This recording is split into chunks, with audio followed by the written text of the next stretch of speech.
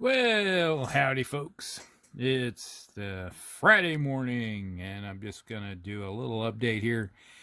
Last night on our live stream, we were talking about doing types of painting that we kind of called painting cheats and stuff.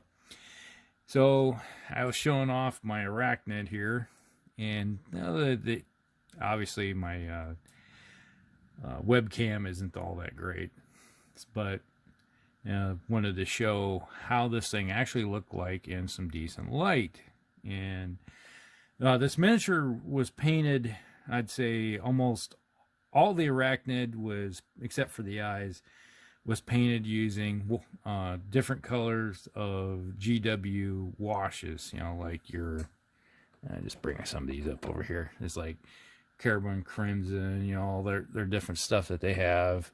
Reikland Flesh, Sepia, Camo Shade, Agrax Earthshade, and I don't have any that's with that yellowish one that they have, which I've used up, haven't picked up anymore. But the entire miniature, except for the upper part here, were the orcs that are on, or actually little goblins. I painted the goblins and some of their details with actual paintbrush, but overall, almost everything on here was done with washes. I just wanted to see if it was possible, and it is possible to paint a miniature with nothing but a wash. And I just remove this right here for the moment so you can get a good idea. This Arachnid, I painted it the primer in white, okay, 100% white, and then I went through. This is Druchii Violet and what is it? Drakenhof Nightshade, were the two main colors. And then the Carbon Crimson was another one.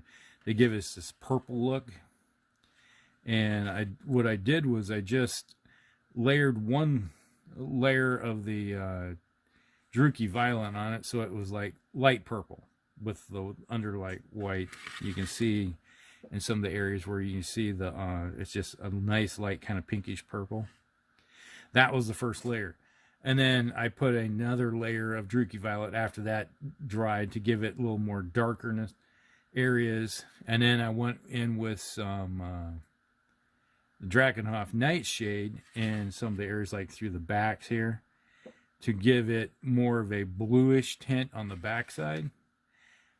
And this is all with washes. And then I tried to be very careful, and you can see inside the joints and everything, there's kind of a brown, and that's where I was using the sepia.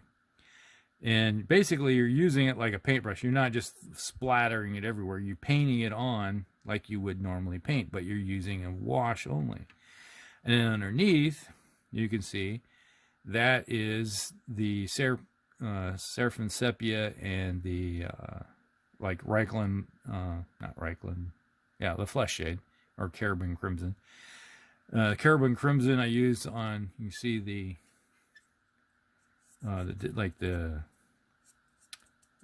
stingers, what they have call those things, and then the fangs and all that, all the little horny stuff that's on there. That was using the Carbon Crimson to just bring in a little more darker areas, give it more of a reddish tone to work it. So basically this entire thing is all washes. And then you can see at the base right here, you had all these little spiders that came in it with it. I did the same thing. And then the wood effects, that is all washes. The only thing was I went in with some white, and I did the skulls with white with a brush, and it was like the webbing right here I put in with some silver to give it kind of a shine to it. But I'd say 95% or more of this miniature is all washes, except for the small details. And the eyes that you can see right there, I went in with a brush with the eyes. The basic thing of it was that you had this, that was where that using the yellow wash to get the yellow part of it, and then I just went in with a brush and to get a little bit more delineation in between. As you can see, there's a from yellow to orange. So I did a little bit. I think it was, oh, what's this? Troll Slayer. I think it was Troll Slayer. Yeah.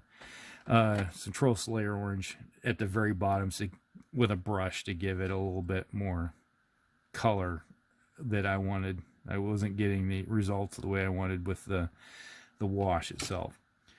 Then if you look at the this right here, almost everything on here was once again washes, except for I painted the webbing and all that with silver, and then I went over with a Druchii violet that was kind of watered down to give it kind of a purplish look. And I did the Beltan. Oh, that's it. This is the white, and then used some Beltan on the goblins, and then I went in. I did go in with a brush to get the whites to pop out again with the skulls. That was pretty much the only thing. And then I did a little bit of coloration with there's, you can see some blue. That was with paintbrush. So that's the small percentage of it was with a paintbrush, but everything on here was mostly just doing with washes on it.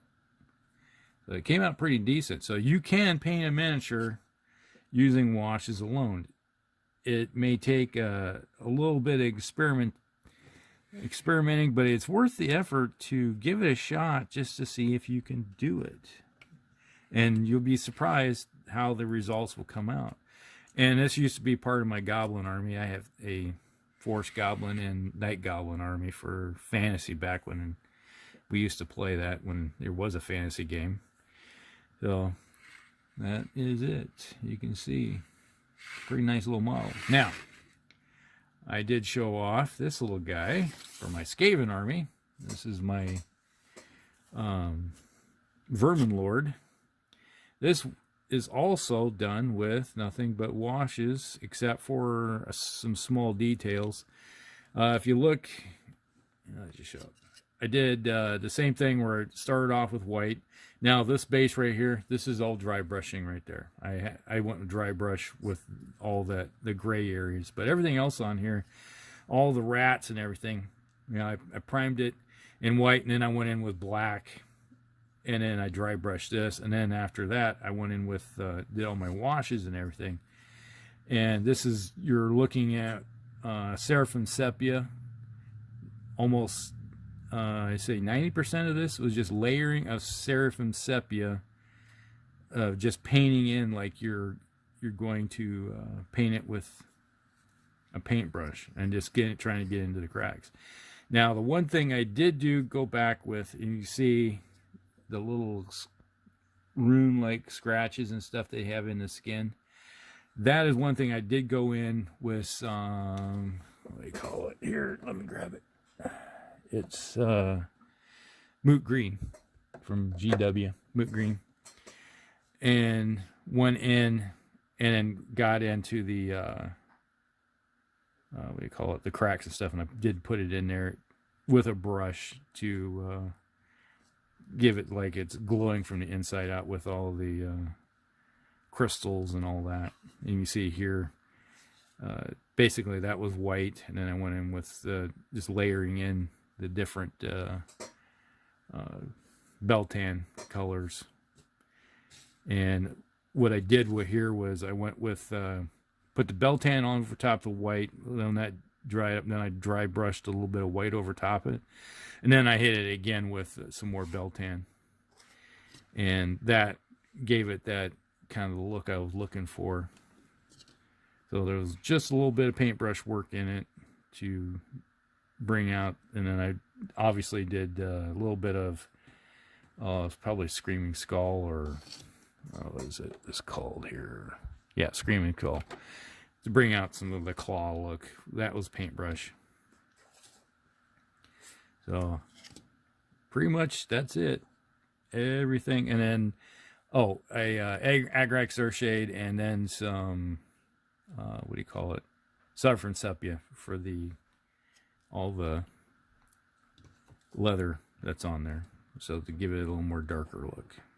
And then the thing was, I laid down the whatever the yellow one is, laid in yellow after yellow after yellow, and then I hit it with some Cairborn Crimson, or not Cairborn Crimson, Reichland Flesh to bring out that kind of a yellow, reddish color right there, bring out the tones. And then I did on the tail, I did hit it with some Reichland Flesh on the tail, and then the only thing I did was white with the brush, and then the eyes was obviously I wanted some reddish eyes, so I went with that. And some of the flesh tones right here, that is I put in some Druchii Violet to give it kind of a open red festering meat look to it that he had.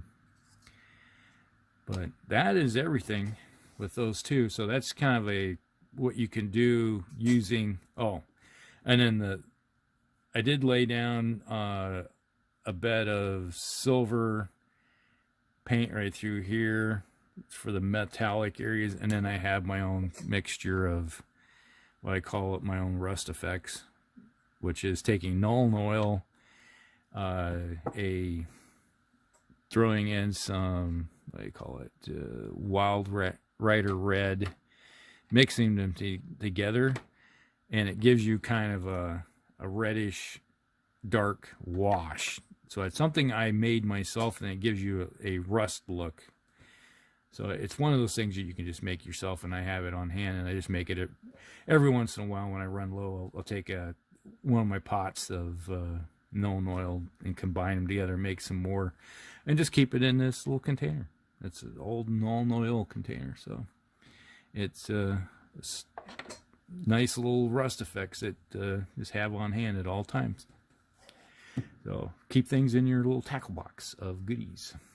Well, that's everything between the two of what I used to play with my fantasy, and it was just some techniques I decided I tried to figure out how to make it work, and it does. Hope you enjoy this. This is Helcrex, and you guys have a good one.